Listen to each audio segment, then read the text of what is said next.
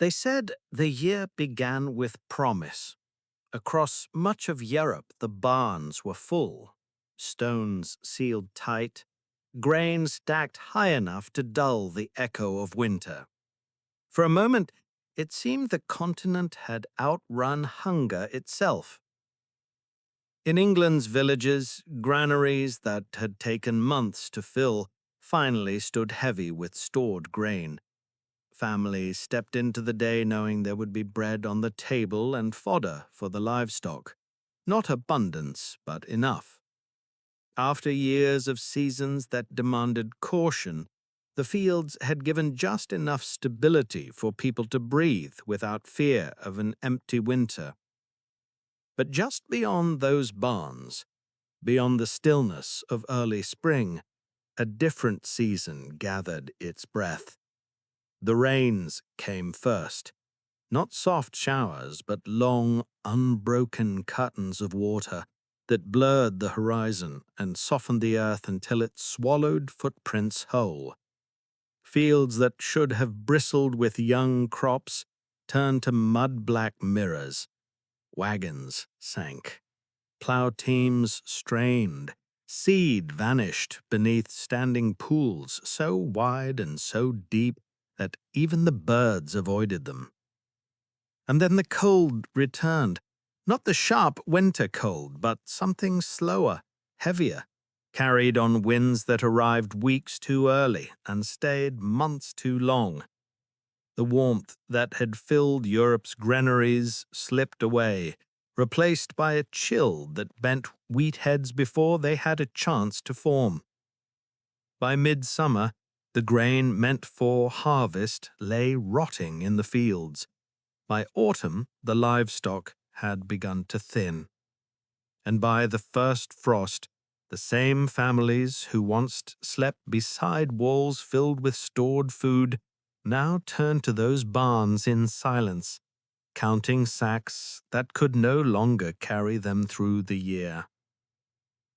Europe had entered 1315 with full granaries, but the year was only beginning to show what it planned to take.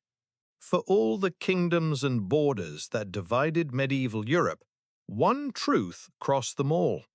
Bread was survival. Not feast day loaves, not wheaten delicacies reserved for lords, but coarse bread, dark with barley or oats, cut thick to endure hard labor. For a medieval peasant, it wasn't a side dish, it was the meal. In some regions, bread made up 70% of all calories eaten in a year, more than meat, dairy, ale, or vegetables combined. A family's security was measured not in coins, but in how many months of grain lay safely stored after harvest.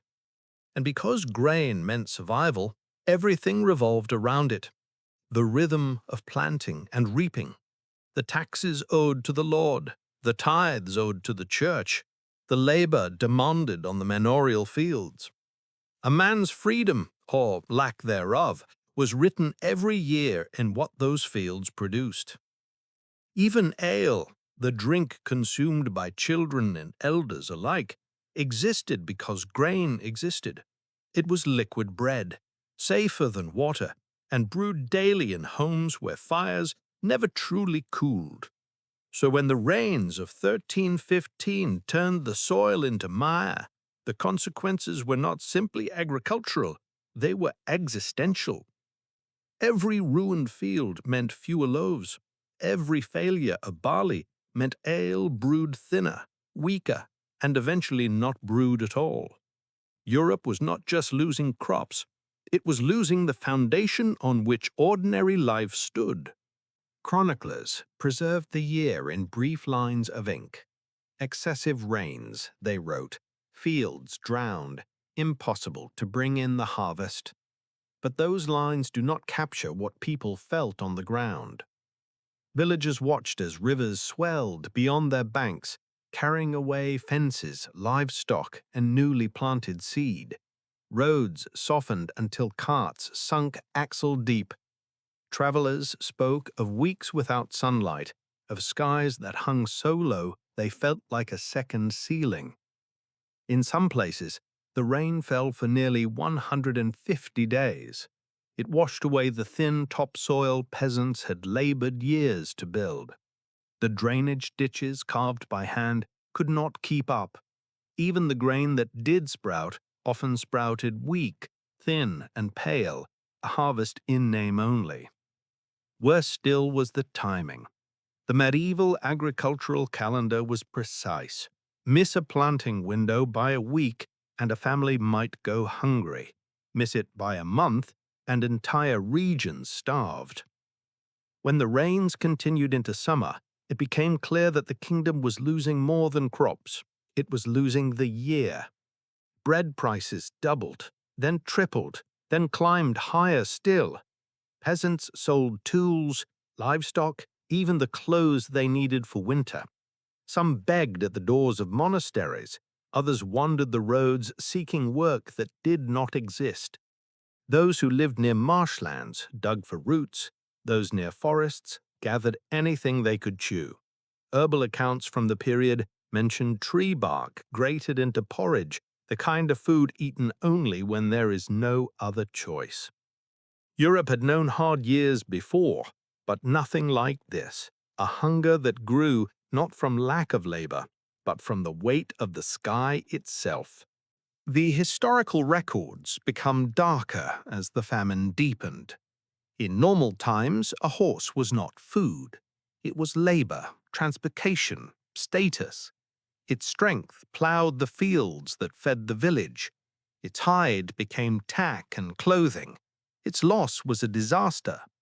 A dog, too, was rarely seen as meat. It guarded flocks. It protected grain stores from thieves. It kept watch at night.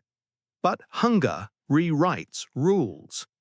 In the annals of Bristol, chroniclers described how horseflesh and dog's flesh were accounted good meat. Not desirable, merely good, meaning good enough to survive another day. The step from livestock to companion animals came quietly. First the old horses, the worn ones, then the young, when fields showed no sign of recovery. Dogs disappeared next, especially in towns where food was tightest.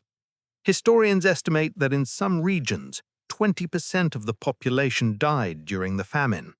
And with death came desperation. Families who once measured dignity in how they cared for their animals now measured it in whether their children could stand upright. Taboos mattered less than survival. Traveling clerics wrote of villages stripped of animals entirely, no oxen to plow, no sheep to shear, no goats for milk, just fields gone wild, and barns echoing with nothing but emptiness. Eating dogs and horses was not a sign of savagery. It was a measure of how fast the familiar world was collapsing, how thin the line was between ordinary life and the unthinkable. Europe had begun the year with full granaries, but now it was eating what no one had ever planned to place on the table. If hunger could be measured, it would have been counted in loaves. In London, bread prices rose so sharply that sheriffs issued orders attempting, unsuccessfully, to stabilize the cost of a single loaf. In France, wheat became so scarce that milling rights were temporarily suspended, allowing anyone with access to grain to grind it as they could. But the crisis went beyond scarcity. Grain markets were small, local, and fragile. A bad harvest in one valley could be cushioned by surplus from another. But in 1315, everyone's surplus failed at once. And as grain vanished, the hierarchy of bread re-emerged in cruel clarity. Wheaten bread for the wealthy, mixed grain loaves for common families, bran-heavy bread for the poorest, and eventually, nothing. The assize of bread, the medieval regulation controlling loaf size and price, collapsed under pressure. A law designed to protect the poor from exploitation became meaningless when there simply wasn't enough grain to regulate. Some villagers resorted to baking with whatever they could grind: acorns, peas, beans, even ground straw. Such mixtures filled the stomach but weakened the body, offering little nourishment for a year that demanded constant endurance. A famine, is not only the absence of food, it is the slow unraveling of economic systems built on trust. Trust that harvest follows seed, that barns can be filled again, that a winter can be survived. But in 1315, that trust broke like a bad crust, and with each failed loaf came a deeper fear that next year might be worse. Starvation rarely kills quickly. It weakens first, stealing strength from the limbs, fogging the mind, slowing the heart. And in the damp years of 1315 to 1317, hunger came with companions. Livestock diseases spread through herds already weakened by lack of fodder. Cattle collapsed in the fields. Horses developed sores that would not heal. Goats and sheep gave little milk, their bodies too thin to produce more. Grain spoiled in storage.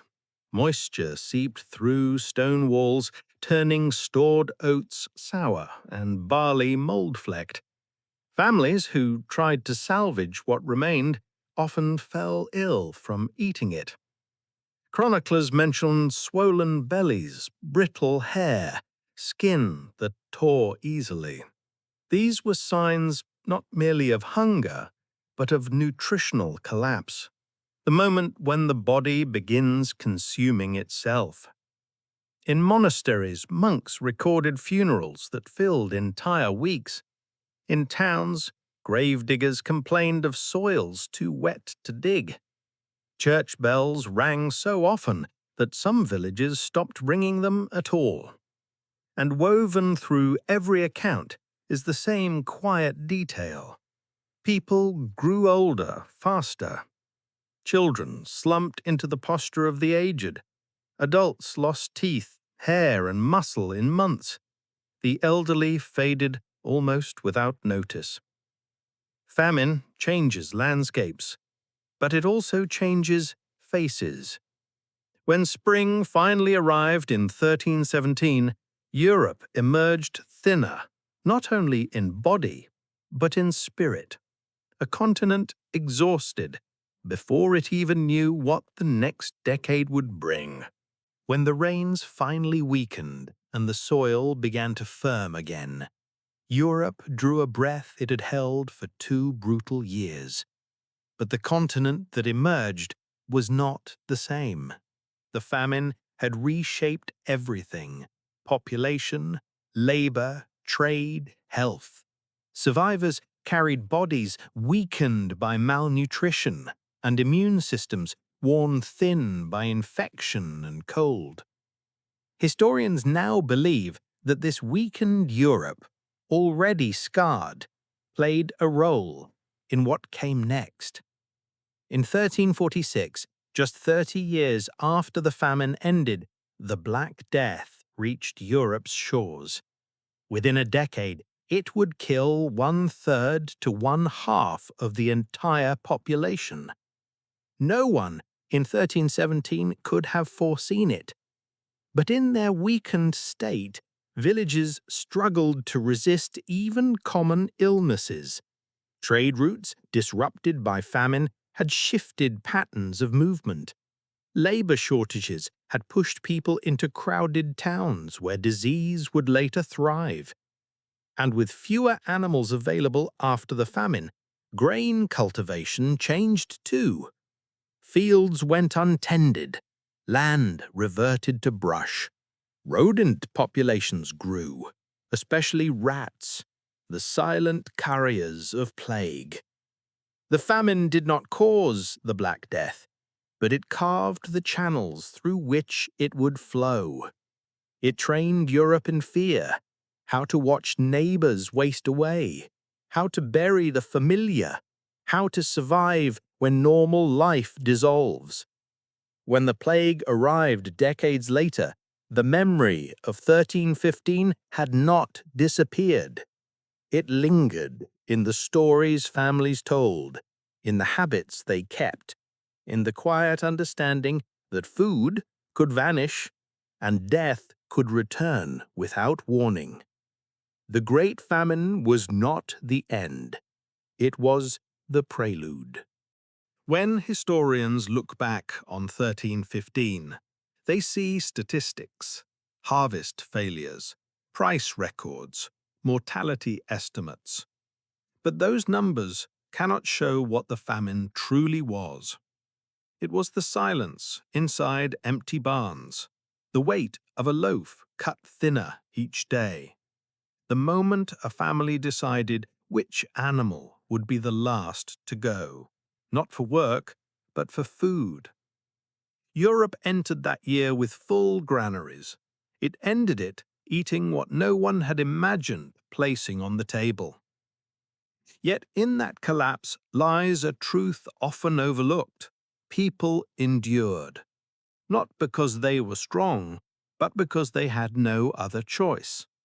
They boiled roots that offered almost no nourishment.